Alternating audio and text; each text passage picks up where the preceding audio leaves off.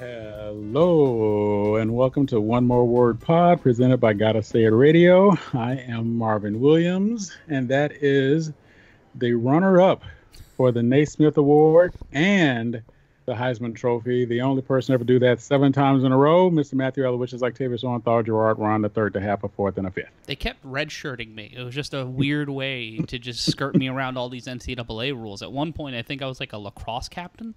Never. Hey, you know, look, they give you 5 years to play for. They don't say what sport. And it's so funny you would say that. You know what? Okay, crazy side story before we get started. Hello, welcome everybody. Thank you for taking the time to hang out and chill with us. And our new setup, we're getting our setups together. Hopefully they're working better and better and better. We're appreciating the feedback. Office now. I'm not doing this sitting on the floor of my living room. Or in a prison cell. So there you go. Everybody wins.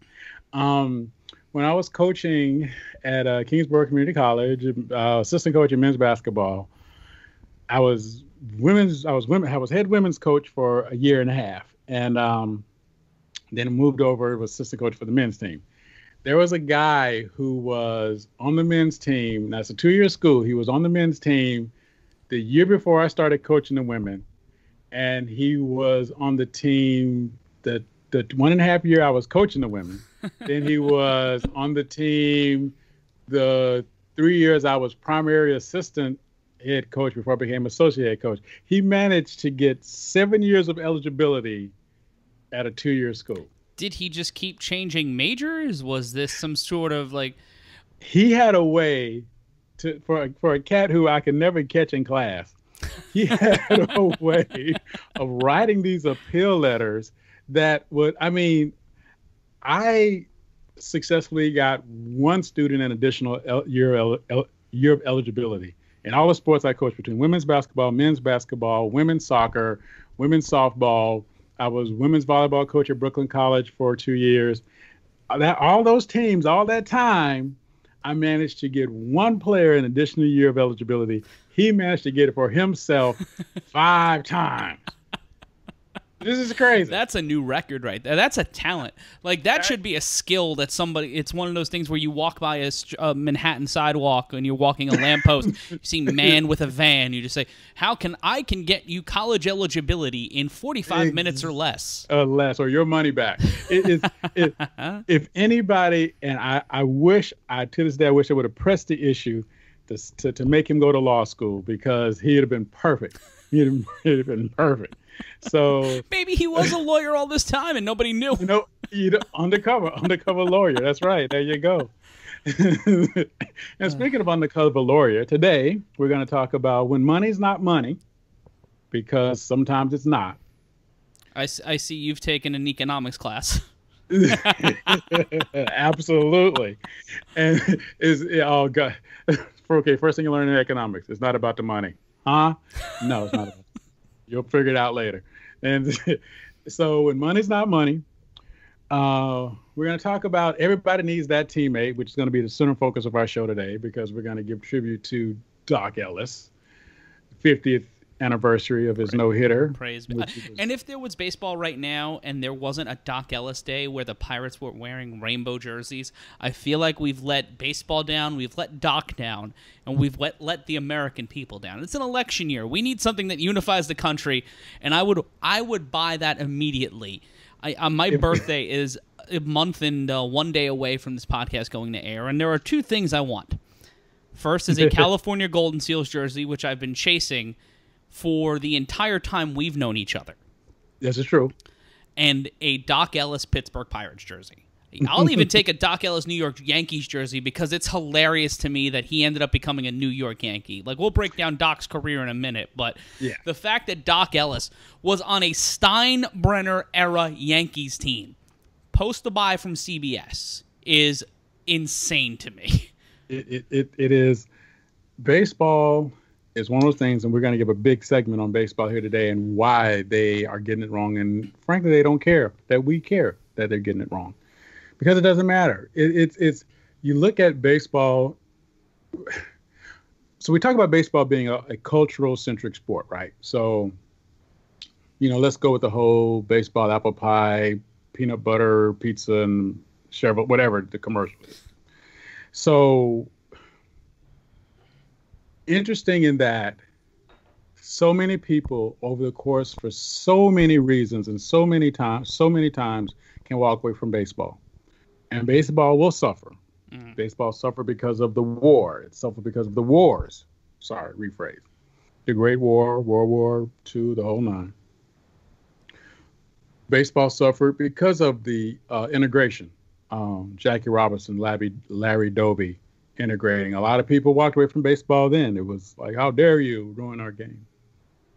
And the last holdout, the last surviving league that was able to compete against Major League Baseball that was soon washed out of business was the Negro Leagues, because part of Major League Baseball's antitrust agreement protects them from any competing leagues. Mm-hmm. So, the Negro Leagues were, how can we say this, healthily assisted and not to exist anymore.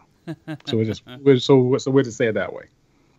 But in that story, and as we lead up in the Dock Ellis, we'll talk about something else real quick. And I want to take you in the mind of a gentleman who I refer to as Pop-in-Law, because that's what he is. My pops-in-law, the reason that he found baseball boring was the very first baseball game he was taken to. He said, yeah, they stopped in the middle of the game so this guy can give some speech about being lucky. No. And he said that just nonchalantly, and I'm like... No. Was this July 4th, 1939? So I go and I go on YouTube, I find, the Lou Gehrig speech. Say, yeah, that's it. I guess it was some kind of big deal. It just took too long. I'm like, wow, okay, all right then. So as he sort of unraveled his story with sports, I got a better idea into the insight of what it meant for somebody who was living in the middle of his time. His father was a radio repairman, eventually became a television repairman, as did he. And his father worked in Manhattan. They lived in Manhattan, not that far away from Yankee Stadium. His father would bring home baseballs all the time. Some we have autographs. So, but Pop said he didn't care for the balls because they didn't bounce.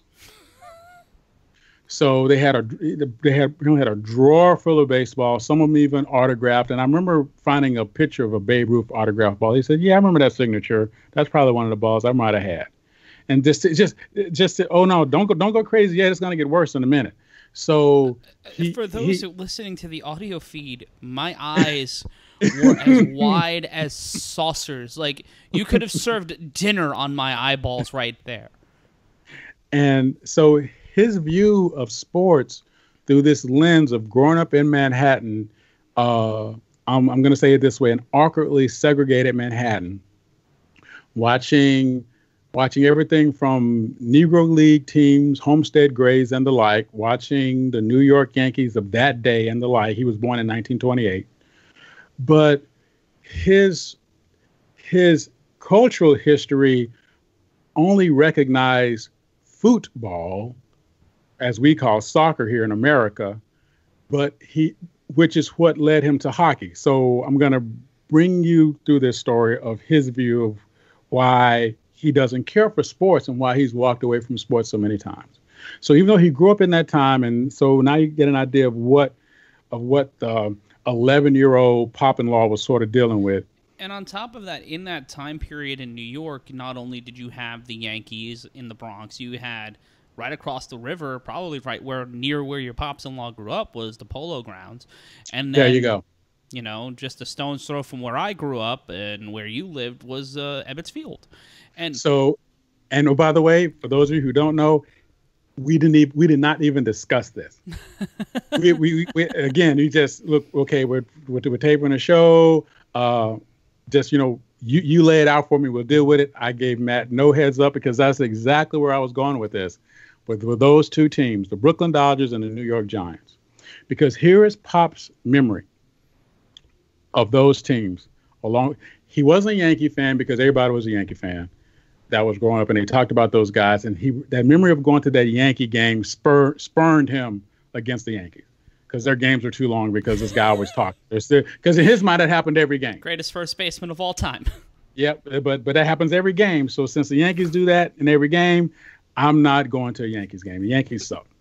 So if you want to hate the Yankees, I guess that's one reason I hate the Yankees. So here's a guy who grew up Brooklyn Dodgers, New York Giants all the way. New York Giants big time. And then, of course, rooting for the Dodgers as they were trying to come up and beat the Yankees. The New York Dodgers, Brooklyn Dodgers come up. They finally beat the Yankees. These history things you guys can look up. But so what happened? They win the World Series. The Brooklyn Dodgers win the World Series. Okay, now the fact that Jackie Robinson played for the Brooklyn Dodgers, no big deal for Pop. It's like, yeah, okay, whatever. I saw the Negro League guys play. It was always somebody on the field who was of color. So what they did, who cares? So for him, it wasn't that big of a social deal, right? But what was the deal was when the Brooklyn Dodgers, because he remembered the posters of How About Them Bums. He remembered that poster of this half-toothless guy saying, how about them bums, talking about the Brooklyn Dodgers. What happens after they win the World Series, Matt? They move. They move to L.A. Not only did they move to L.A., and you called it exactly right, not too far from where he also grew up, the Polo Grounds, and the New York baseball Giants moved to San Francisco. So in Pop's mind, those two franchises sort of anchored his childhood in American sports, and he watched them, after attaining this level of success, leave, right? Go away. Yeah. To the other side of the country, which for him was the other side of the world in his mind. So, okay, so now he's soured on baseball. So what leads him to hockey in this odd way was hockey, and how it's played in the way he views it is really close to the way football is played, soccer is played, to what he grew up with. Mm-hmm. In terms of how, positioning and plays on the field. He understands the position. He understands that stuff, even though he doesn't know how to skate. That has nothing to do with it. He's looking at the game for what the game is. So he recognizes that. So he says, oh, that's pretty close to football. And in his word, there was no good football in the United States until they had the professional league later, which didn't last that long, which is going to tie into what we're going to talk about.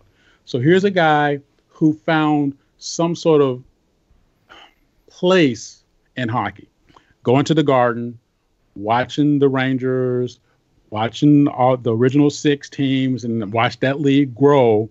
But more importantly, as he became an adult, even more so than an adult, a working adult, kids of his own, gets his first big job, he moves to Connecticut. More specifically, he moves to Hartford, Connecticut.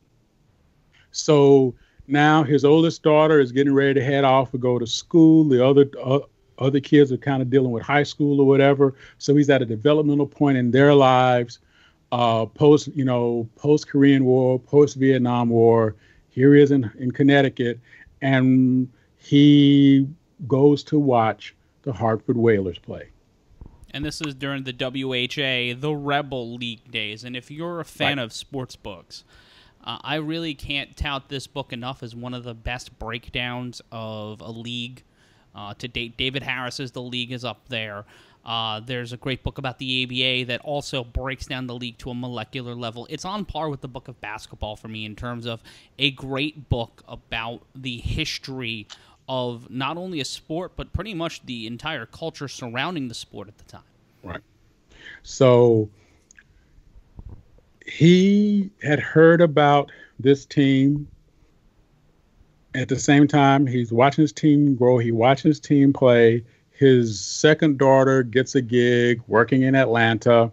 So he getting ready to work for the airlines. He's back and forth between New York and Atlanta. Atlanta has a hockey team, has the Atlanta Flames. So now, he's in heaven. He's good to go. He's got hockey when he comes to Atlanta. He's got hockey when he goes back to Connecticut, right? So then the Miracle on Ice happens, 1980. Now, guess what? One of the guys from the Miracle on Ice team is playing for the Atlanta Flames. And then what happens? Typical Atlanta fashion, the team gets sold that year and moved. So again, another team that he was learning to love and had and was connected to was now gone. So then what happens not too long after that? Well, I say not too long. When I say not too long, I mean 17 years after that, because of where his mind is starting to go. the Hartford Whalers, that hockey team, as he called them, they then left, which means a lot of his buddies who had started working for the arena and things like that were now out of jobs.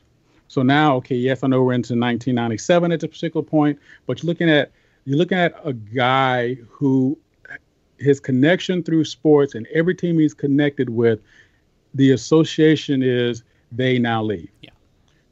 Then Atlanta gets the Thrashers. The Thrashers come in, hot flaming egg on a bucket, then they're gone. So now Pop is relatively done, but that wasn't the thing that killed him on it altogether. He was one of the people in my life that I can say unequivocally have yet to watch another baseball game since the strike of '94. Really? Is he mad that the Expos didn't win the chip that year? Because I can understand that being a point of consternation. His thought process, like all those teams, now keep in mind his lens that we're talking about, right? Mm-hmm. The teams and the sports that he learned to like and learned to appreciate, going back to the Dodgers and the Giants, leave or they quit. So his mentality is, well, why should I invest? So his adult life from age 25 on became a story of, I like this team. Wow, they're gone. I like this team. I say they're gone. I like this. Why are they not playing? The reason he never cared for football because, one, he shared an experience of when he tried to learn how to play football, he got beat up really bad on the field because he had a horrible coach, basically. So football never attracted him at all. So his sports were hockey and baseball. Now, and the fact that they've been out of his life more than they've been in his life still causes him angst. He still laments those moments as if they just happened. And again, he's one of the people, the rest of them not in his age group, but have yet to watch a game since '94. And here is Major League Baseball right now, right here, right now, in this moment, putting away this season. With some owners, they don't want to play at all. They just don't want to admit it. I would rather them come out and say, you know what? I'd rather just take my check for this season and be done with it and see y'all next year, instead of this back and forth that they're playing with people's hearts. Because when I think of people like Pop, for instance, who might not have totally turned their back on the sport yet because they feel like the sport hadn't turned its back on them. I think about people like that who are waiting every day somewhere to one chance to go out, eat a greasy hot dog, drink a $12 beer, and watch these guys play. Or to turn on the TV. Or, right. Turn on the TV or turn on the radio. Just some moment of quasi-normalcy, like you brought up a few episodes ago. You brought up the normalcy of baseball during the summer, right? Mm-hmm. So it's sort of like this social fabric thing. And in that case, we in the United States, we kind of understand that. So even if you don't follow baseball, at least you hear the sounds of baseball, the stories of baseball. And as long as baseball has been played, there's this an idea of there's always an idea of there's something that could happen today that has never happened in the history of this game. And that is amazing, right? So I think of this. I think of Pop. I think of other people like Pop from various age groups. And I see the callousness which Major League Baseball and now sort of the way that the players have kind of latched onto this same thing of those people whose hearts they're just basically just shoveling dirt over. And I'll be frank about it, it angers me. It angers me because I understand it's a business. We're not 3 years old here. And again, we never talk about the money. We never talk about that stuff. But the reality of it is baseball has something that none of the other leagues really have. They have that antitrust agreement. Mm-hmm. The Sherman, they have a way around the Sherman Act, which is something the NFL tried the entirety of Pete Rozelle's time as commissioner. Mm-hmm. Tried finding exceptions to the Sherman Act. And baseball is the only sport. And baseball is the only sport politically protected enough throughout the course of sports history to make sure that doesn't happen. There you go. And where this comes from is my neighbor Alex, whose son Asher just celebrated his first birthday party. So what's up, Asher? How you doing? Yo, Muzzle I got tough. those. Look, I got them power tools for you, dude. I know you won, but you can handle it. We were just talking about, because Alex actually asked me, he says, well, dude, what does that really mean? So I said, okay, here we go. And this is got to learn you something. So we got a whole new segment inspired by Annette Walker in Perth, Australia. And now we're going to do it here now for Alex. We got to learn you something. So here's what we're going to learn you about. Here's what it means. And here's what Matthew is talking about. So Major League Baseball's antitrust agreement means, one, they will never have any competition. Mm-hmm. So there'll never be another alternative baseball league. And no one's tried. No one has tried since the early 20th century, if that. And that's back when the American League and the National League were actually separate entities. Right. And then you had the third league called the Federalist League or the Federal League. The Federal League, and then you had the Negro League, and even then that was kind of, the Negro League came out as a necessity due to the fact that baseball, much like all other sports at the time, were not integrated. Exactly. So you have Negro League, you have American League, National League, you have the Federal League, then you have the Women's American Association of Women's Professional Baseball, that league. Yes. Right. So you had the 5 leagues at one point, and the Women's League, of course, many people have seen the movie A League of Their Own. Mm-hmm. Talks about the height of that game was on the height of their game was on World War II, but so and the history have sort of come from that, but Major League Baseball will never have a competing league, one. Two, they have exclusive rights to assign territories wherever they see fit. No competition agreement. The closest that has ever come to sort of breaking that, and by the way, not just with teams, by the way, when Wrigley Field put seats on top of the wall, mm-hmm.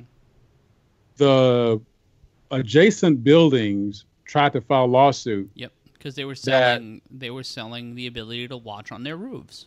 Exactly, and now their view was would it obstruct it. That's the closest in my recent memory that antitrust agreement got challenged, where it finally got down. I won't say the Supreme Court because I don't want to misspeak this, mm-hmm. but it got to a higher level court that's finally said. I think it was the Supreme Court, by the way. They said no, baseball has the right for their exclusive rights for the control all their territories, all their spaces. They can do whatever they see fit, do whatever they need to do. So that means they lost that lawsuit against the Chicago Cubs and Major League Baseball.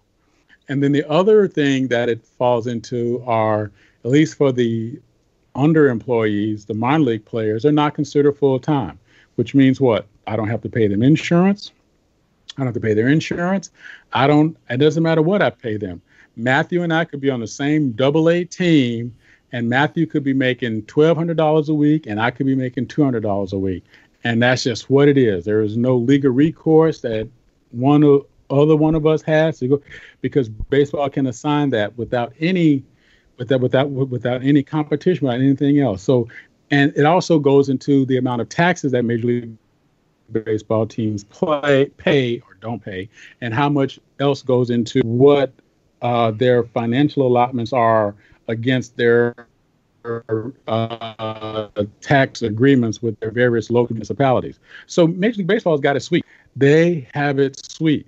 So when it comes to you and I, they don't care. Okay, we lose this season. I'm good, because somebody's going to be there. Somebody's going to pick it up. Somebody's going to carry the torch next year, because I'm still be the team owner. I'll still be a billionaire. I'll still be this. I'll still be federally protected by Congress. I'm good. So what if you lose a year of eligibility? I don't care. There'll be another you. So what if you lose a year of salary and want to quit? I don't care. There'll be another you. There'll always be somebody willing to play forever. So whatever, I'll do. Bye. See you. And there'll be another. And making it worse is the $1 billion deal that came out on Saturday that Turner Sports and the MLB signed to continue their rights of airing playoff games. They're airing a few divisional games and one of the championship series for however long $1 billion lasts, and seemingly in baseball, it can last 50,000 years, or depending upon what team, 5 minutes, and then they got to sell the team. Right. And see that, to me, for a league that talks about its breadth and statute into American culture and all those other things, the fact that this league is run that way and sort of rough shop legal monopolistic sort of manner, it just takes away from the fun of the league when you know it. That's been a problem at least the entire time I've been alive. I'm a part of the generation that were growing up during the '94 strike. Like, that was a part of our childhood. Not baseball. Baseball has been in a cultural downturn since the 1980s, I would say. Ever since the Yankees and all those great teams of the 1970s started to flame out, with the exception of the '86 Mets, the greatest team in the history of professional baseball. The sport of baseball was on a cultural decline, and it typified in 1994 with the strike. But 1998, and there's a 30 for 30 coming out about this on Sunday when this show is being recorded, that is focusing on the Sammy Sosa, Mark McGwire scandal. Right. And when you look at the way baseball is, and you look at how it's been going down, nothing can kill baseball except the owners of baseball teams. And it's going to take, I think, this situation for the players have the power here. Right. The owners have the money, but the players have the power. Because once a few of them get together and say, you know, there's all of these minor league ballparks, there's all of these minor league facilities that aren't having things going on this summer because baseball shut down.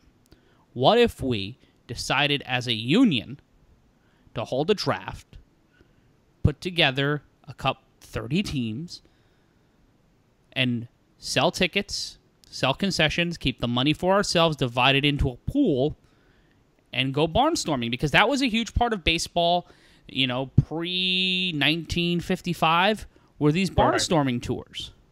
Mm-hmm. But do you think they could be able to do that? Legally, I feel like there's some way around it. Legally, it's not a league. You can position it. You can position it as a showcase. That's true. Or you know what? It's so funny you'd say that. Not a league, as a sort of entertainment, traveling circus, quasi whatever kind of thing. Mm-hmm. And so, you know what? That might be a way to go. Yeah, and you can completely leave it up to, now this may not be able to happen immediately. Like, this could be a long scale option. This would have been something that they would have had to have gotten started months ago after rejecting the first proposal, because the players are saying they want to play, and I'm inclined to agree with them.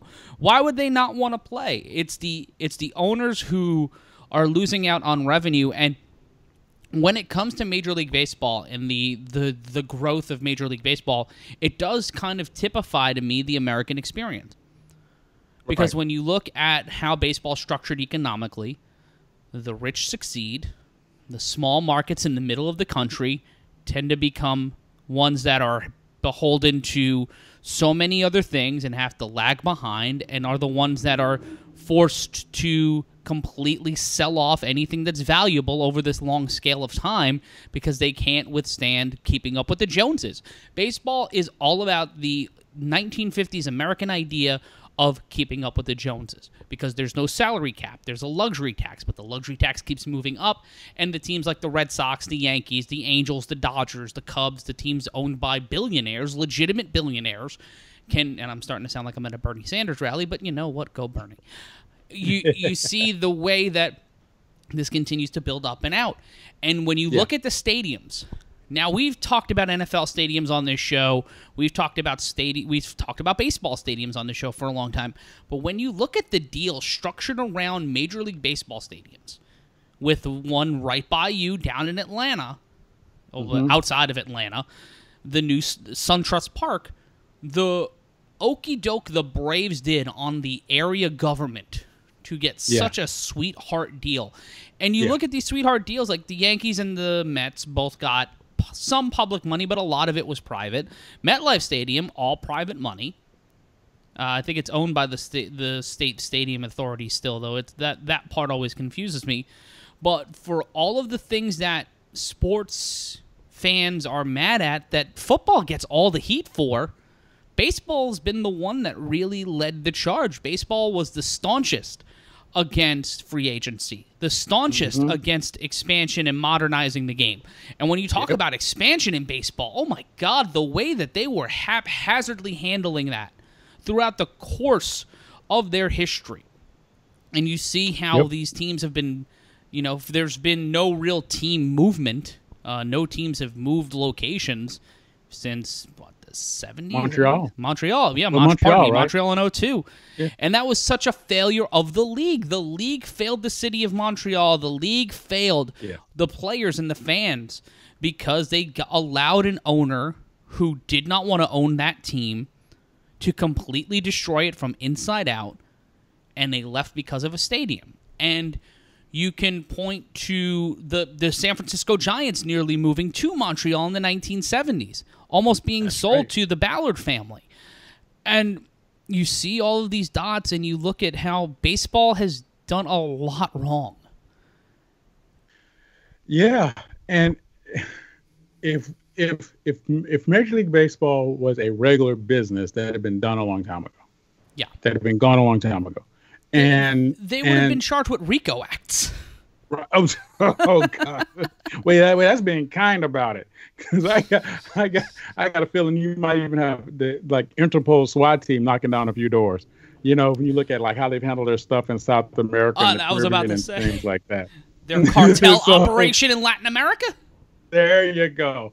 So it's just, but which outlining all of that stuff, looking at the way Major League Baseball is handling their business in 2020 with a 1920 mentality, it is, I just have personally come to the conclusion, and if you feel differently, please feel free to reach out and give us your opinion, however you're watching us, however you're following us. I'm Marvin, he's Matt.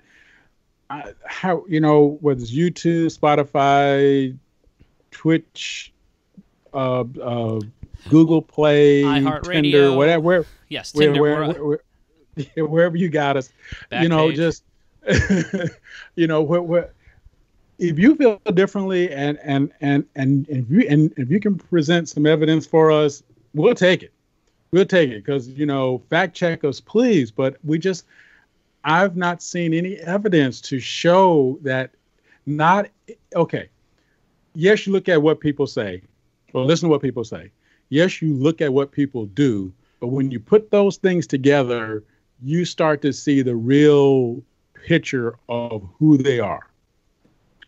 And Major League Baseball tends to show themselves year after year after year after year after year that when it comes to the fan, you're somewhere on the list, but I got to look for you.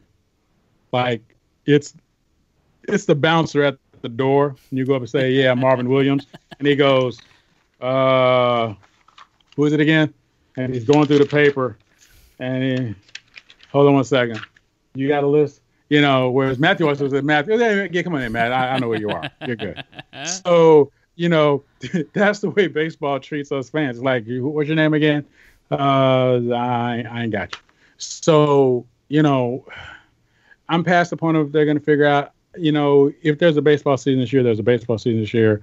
And at this point, and just speaking at just a party, this Asher's first birthday party, talking to a bunch of people there, it kind of came up, and a lot of people, and it runs across the board. There are military people, there are first responders, there were people who work in retail, there are people who work in construction. So it's the whole gambit of sort of working labor demographic, whatever you want to say, and pretty much to a person, everybody said, if they play, they play. If they don't, they don't. And some of these people were wearing their major league teams franchises gear at Asher's party. Some of Asher's stuff was actually, so I mean, dude, really? It's like but it tells you where the mindset is. You know, the one woman who actually said that I could care less was drinking out of an Atlanta Braves cooler cup that has obviously seen better days. Like it was probably the new A made right after they went from the little A to the capital A. So that's how old that thing was. And you can tell she's not letting it go. And she said, "It's pre-Larry." Exactly. I will never call him by that name. He will always be Larry. Always be Larry. Name your kid Shay, you know, and one look, now you got Freddie. So you know, it's just this idea of how this league, probably why they don't care is because they know they'll never lose. And speaking of not losing, we thank you. We never lose because you guys listen to us and you take the time to listen to us, and we thank you for your feedback. We thank you for everything that you give us, and we're going to try to incorporate as many things in the show. We're going to bring back a reason for one of our older segments. The very core reason, the centerpiece we're going to talk about today is Mr. Dock Ellis. Yes. Speaking of baseball, he's the guy everybody wants on your team until you have him on your team. So if you don't know the story, Matthew's going to break it down for you a little bit more. Dock Ellis pitched his no-hitter 50 years ago while he was high on LSD. High as in Georgia Pine, as he said. And Georgia Pine's good for that because I'm looking at a bunch of them right now. Here we go. So we're going to let you behind the scene real quick. Why this break happened, where it happened. This will be our third or fourth time starting this Dock Ellis segment. It's the ghost of Dock Ellis getting into my internet connection, getting into my terrible Comcast internet router, and kicking the connection out. This is the third time we've tried to record this segment of the show. Everything up until the start of this segment, we were one-take Larrys. Everything was great. We were breaking stuff down. It seems that if I mention a member of the Alou family, my internet kicks out. It's some sort of bias against San Francisco that I never really understood. It's gotta be. So here we go. So there's a little behind-the-scenes trivia factor that'll win you a beer somewhere. So here we go. 50 years ago today, we're still on. Dock Ellis pitches a no-hitter. I'm sorry, not 50 years ago today. 50 years ago this week, Dock Ellis pitches a no-hitter while high on LSD. Yep. And yes, everybody talks about Babe Ruth being drunk and all the hot dogs and David Wells being drunk and hungover and blah, blah, blah, whatever. And what thing makes Matt so awesome in this show because he does our show while drinking beer. So there we go. Everybody wins. So rules of magic. But while that's going on, while this stuff is happening, LSD is way different from beer. Mm-hmm. And the fact that he was able to pitch this no-hitter with 8 walks, by the way, and the circumstances is just mind-blowingly amazing. So take it away, Matthew. Yes, for the 45th time. Ellis did throw 8 walks, but struck out 6 in the no-hitter, and it was the first of a 2-game doubleheader at San Diego Stadium on June 12th, 1970. Ellis had flown to San Diego the day before on Thursday, June 11th, and immediately took LSD 2 or 3 times. Then waking up the next day at noon, thinking it was still Thursday, because that's what you'd do. He dropped acid once again. 2 hours after this, he was reminded by his girlfriend's friend that he needed to pitch that night. Ellis then immediately flew to LAX and caught a flight from LA to San Diego. 90 minutes later, he was at the ballpark for a 6:05 start. Ellis was not able to feel the ball or see the batter and catcher clearly, and he claimed that his catcher, Jerry May, wore reflective tape on his fingers, which helped Ellis see his signals, which probably looked like the Jerry Garcia Bears walking up and down the street. This, to me, and this is one of the first few stories we covered because it was around the time of the 40th anniversary of this. This came, exactly. Dock Ellis passed away in 2008. We started this show in 2009. And looking at just the enormity of baseball history, you have those moments. The David Wells hangover, no hit, perfect game.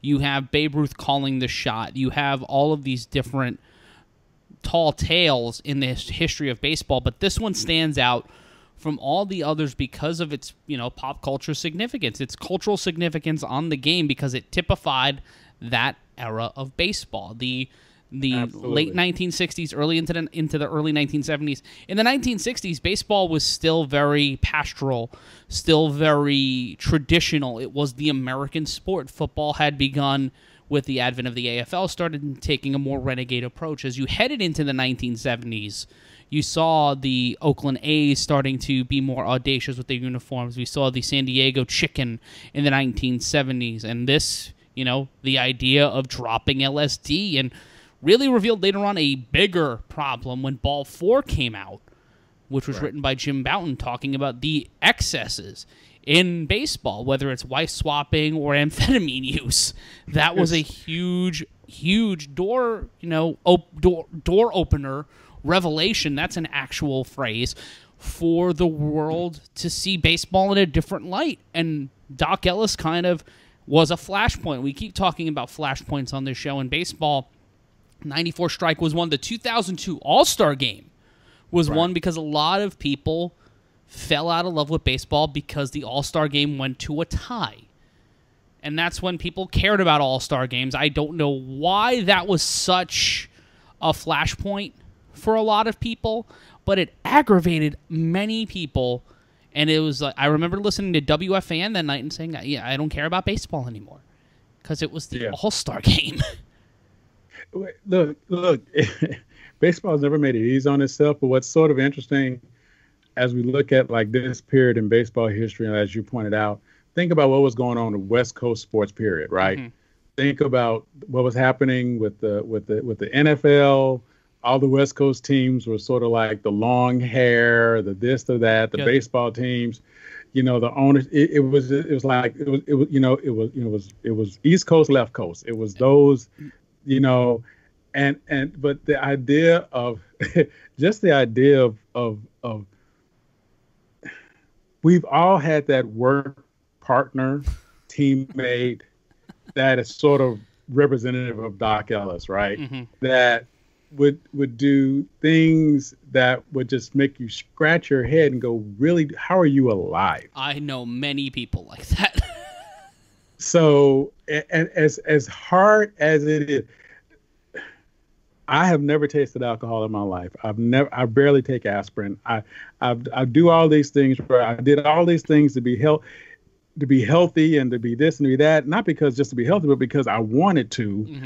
Mm-hmm. But it just shows you how good I wasn't as an athlete. Where I played with teammates who would party up until, and I can't watch Bull Durham to this day. I started watching, and I was like, I can't watch that. PTSD.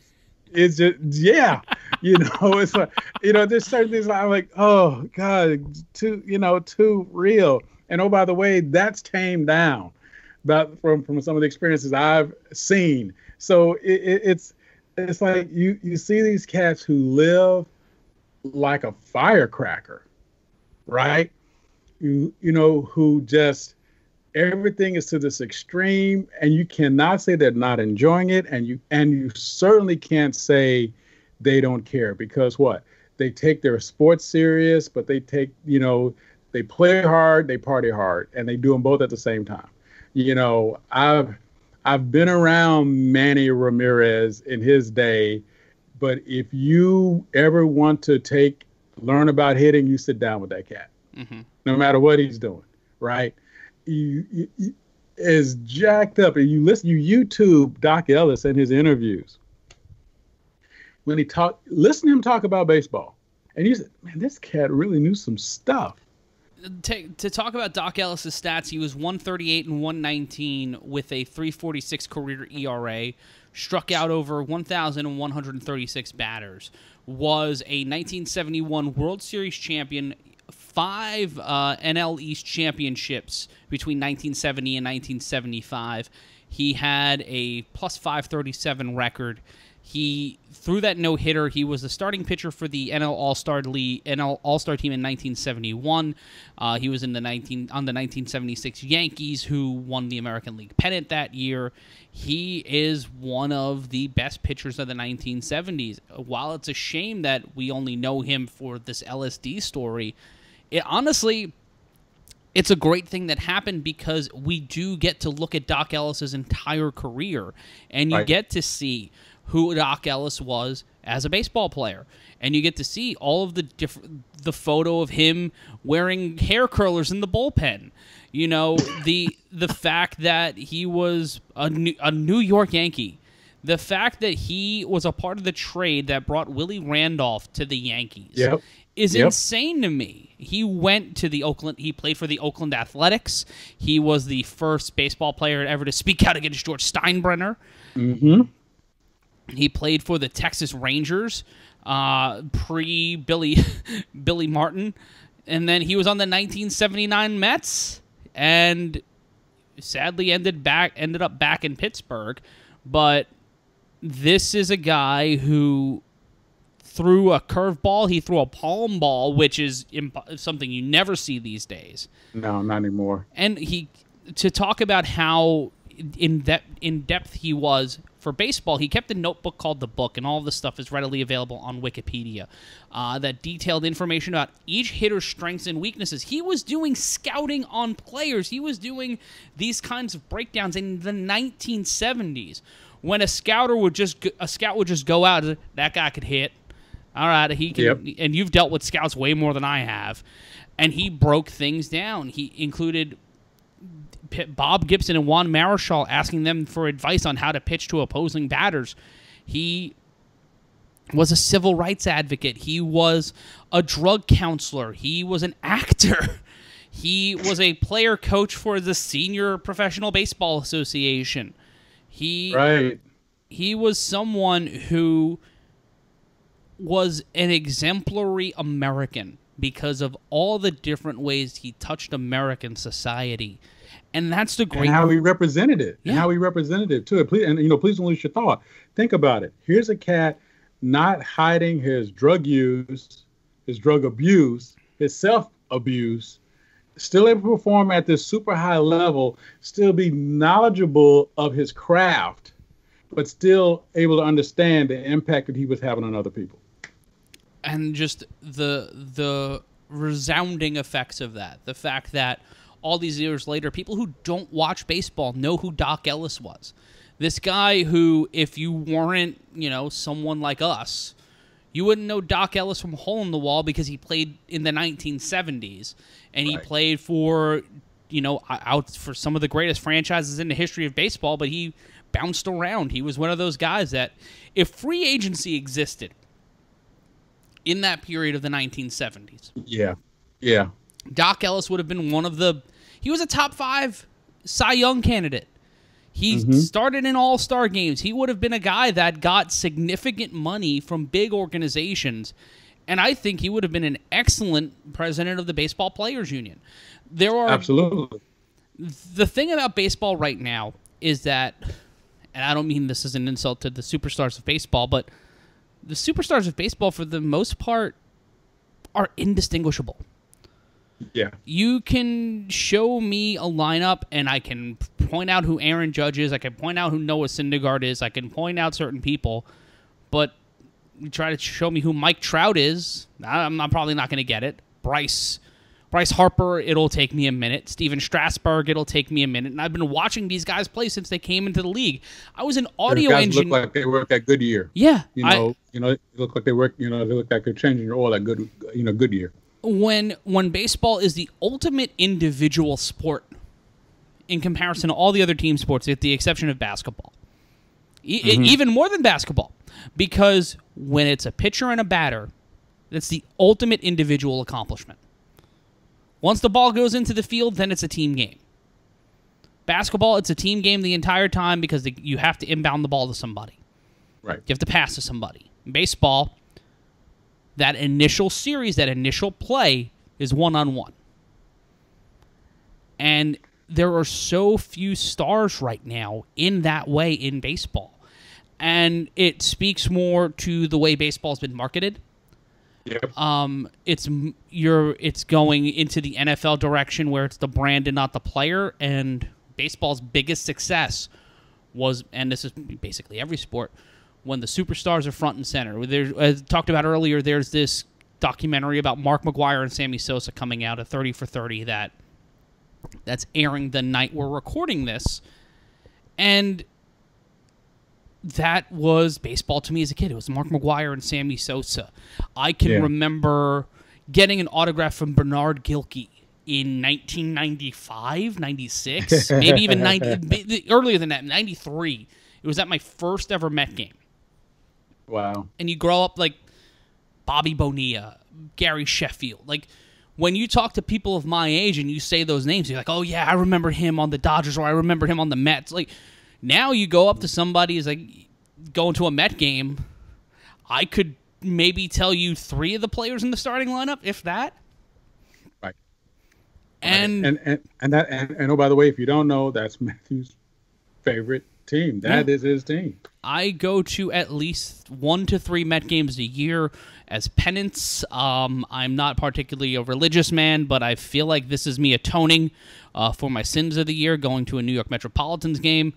I love baseball. The first professional sport I ever announced was the Brooklyn Cyclones on WKRB, our old radio station. That was the first professional baseball, professional anything I did in my life, was sitting next to the late great Warner Fussell at then currently MCU Park and calling professional baseball. I have a deep love and appreciation for the game of baseball, but as we said at the start of the show, they're doing everything they can to ensure my experience at a baseball game is interminable. Yeah. Like, I'll pay $10 for a ticket, sit at the upper deck of a ball game. So I only go to night games. That, and also because in 2002 I got horrible sunburn at a Mets Diamondbacks game and never wanted to go again. Well, going to that game should have been enough punishment, but true. Satan even gave you more. Yeah, the old Ty Wigington days. And that's the thing, is like, you know exactly what I'm talking about, because back then, even though Ty Wigington's a guy who, in the grand scheme of baseball history, is very forgettable, New York people remember him. Like, I can bring up Jason Isringhausen, and everybody will know him, but for Mets fans, it's Generation K. And these guys go in and out of the ether now so easily. And it sucks, because as I said, I love baseball. I love going to a game on a summer night with my friends and having a beer and just hoping the Mets get a run on the board. There's nothing better. Like, it's better to me than going to a football game. It's not better than going to a hockey game. Hockey game's the greatest cultural experience you'll ever have in sports, outside of going to a mixed martial arts fight. But that's just more of like going to see the Kentucky Derby when you're Hunter S. Thompson and high on LSD. And the owners of baseball have been doing them and the sport such a disservice for so long, because it's such a fractured league. It is such the haves and have-nots, and there are no Bill Vecks anymore. There are... No. And Bill Veeck, the former owner of the Cleveland Indians, the Chicago White Sox, such an integral part in modernizing the game and developing the idea of a revenue share. Right. Which is how small market teams, broadcast deals right now, the reason why baseball exists the way it does and why it's able to make so much money is because all of these RSNs that are popping up, with the exception of MSG, when you look at it, yes, SNY, Chicago, all of these major regional sports networks, they're being developed primarily by baseball teams. Out in LA, it's the Lakers and the Dodgers that develop the RSN out there, and those are regional sports networks, as I said before. Those are the things that are keeping baseball in business, and that's why, they don't want to play this year, is because if baseball goes on and they're not going to the stadiums, they make their money off of concessions. They make their money off of parking. That's how teams make money.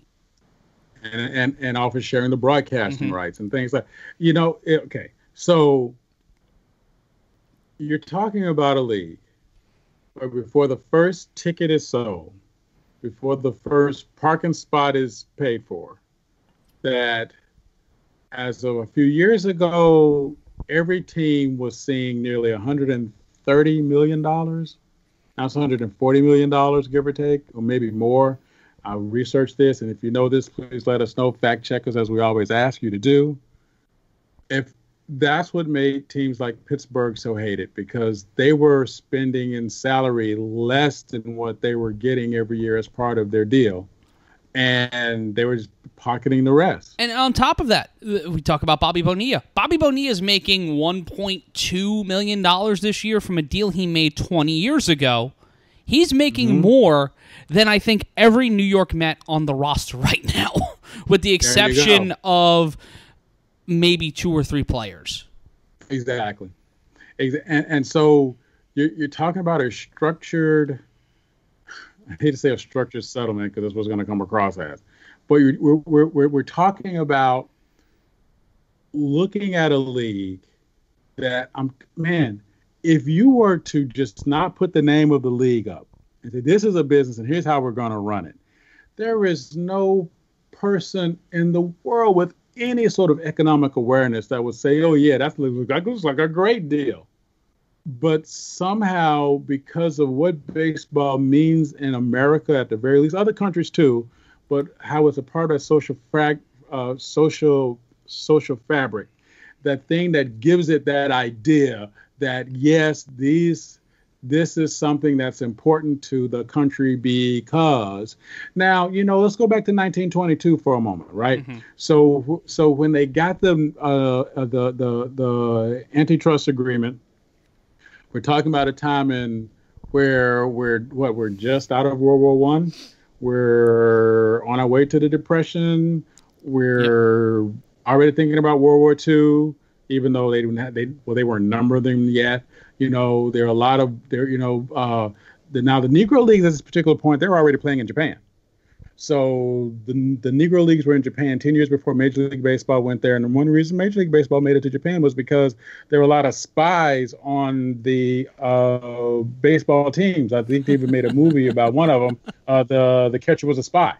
So there's awareness of those sort of things that baseball, because of its nature, was able to sort of represent and give the United States that other sports couldn't, because, well, one, we didn't have the NBA that we have the NBA yet, et cetera, right? So, but you look at how this game goes from that to Dock Ellis from 1922 to 1970, so 50 years, Dock Ellis is now high on LSD, pitching a no-hitter, and then talking about it. It's like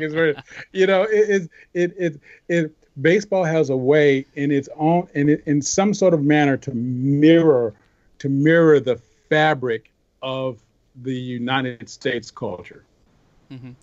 And to clarify a point, Bobby Bonilla is only making more than 9 members of the New York Mets, just 9. So we're talking about a sport that's tied into our social fabric that goes everywhere back from being 4 different leagues to one league, to have an antitrust agreement, to a guy who's pitching a game high on LSD. It is Major League Baseball has a way of sort of marrying the fabric of this country, the United States, more so than probably any other sport tends to do. Even though we're starting to see the NFL take more of a social forefront now for a lot of obvious reasons here anyway, and I'm sure other people seen across the world. It's still amazing to me that we can still have such more consistently across its history a sport that is truly married to the culture in that which it's in. And I was trying to think of another sport that might come close. One of my favorite sports is cricket. So I see cricket in other countries and sort of what that means. I'm sure rugby is another sport. Even though not big here in the States, still big all over the world where it's sort of played in an international flavor and view. So, I guess we'll have to wait and see baseball again next year. So we thank you for taking the time for checking us out and listening to us, however you're doing it. We really greatly appreciate it. Mm-hmm. Going to end with 3 things today. 1, happy birthday to Pat Summitt. A great leader, great coach, better person. Sorely missed. One day I just got to do a segment on just the times where I got a chance to meet her and see her recruit some of my high school classmates and just watch her in action, how much of an inspiration that she really is, not was, but is, and kind of what she represents to just impeccable, strong leadership, that I think in many cases gets wrongfully overlooked. And it's, I think many other people, they're just now starting to realize what a monster she really was in terms of making a difference for a lot of young ladies in this world, not just in basketball, but in the world in general. So happy birthday, Pat. Miss you so much. We will be back again eventually next week. We thank you for taking the time to listen to us. Today was a rough day. We fought through it. we got sniped a couple of times, but we just kept. Every time you get knocked down, you just get right back up. And that's just how we do it here on Gotta Say It, or One More Word Pod here, sponsored by Gotta Say It Radio. Again, any questions or comments, we certainly welcome. I'm Marvin. He's Matthew. And I will tease you with this for the next episode. We're going to talk about why Twister was ahead of its time with being a horror movie, because I think that's something that everybody should know about, because no one else had cybertronic vampire robot tornadoes before Twister that I can think of. So I'm sure you're going to want to know that. Matthew, stay safe. I'm trying. Please kiss Olive for us. And, just always thinking about your brother. Everybody who's watching and listening, we thank you. Please stay safe. Thank you for listening. And we hope to see you again soon on One More Word Pod.